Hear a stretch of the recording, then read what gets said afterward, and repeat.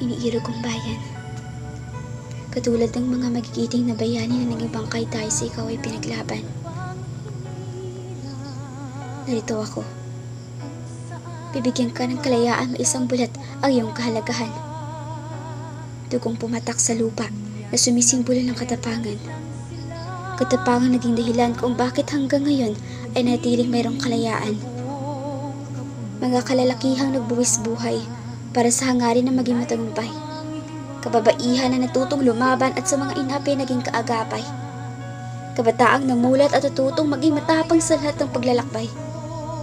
Sandata, laban sa puso. Naig pa rin ang pag-ibig ng mga Pilipino. Maubusan man ang kayamanan at palaging inaabuso. Magkakaisa pa rin kahit natalo.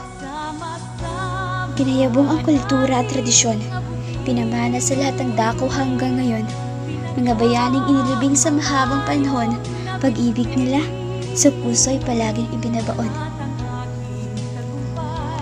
Iniidolo na naging dahilan ng pagbabago, naging boses sa mga inapi sa mundo. Wikang pinamana ginagamit na bawat minuto, kahit sa paglikha ng tula't kwento.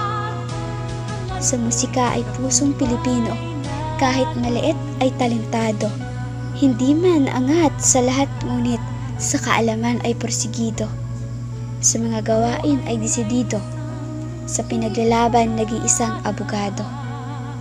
Ikaw, sa kabila na iyong kabiguan, minsan sinasabi mo pang hindi ka pinaglaban. Pinagdarasal mo pa ngang sana'y piliin kahit hindi kagandahan. Kahit gaano karaming pagpapaliwanag. Maniniwala ka ba na matagal ka ng pinahalagahan? Maaari mo bang balikan ang nakaraan? Huwag kang mag-alala. Hindi ito katulad ng ex mo na ika'y sasaktan.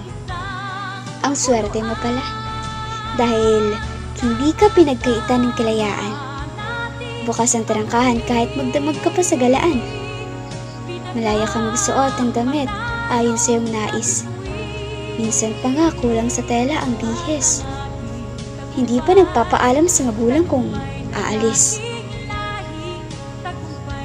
Sa nakalipas sa panahon, nararapat na maging Maria Clara at maging Ibarra.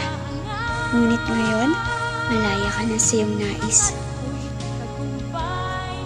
Nakaraan, mga mata ay nakasilip sa bintana para lang matuto sa pagsulat at pagbasa.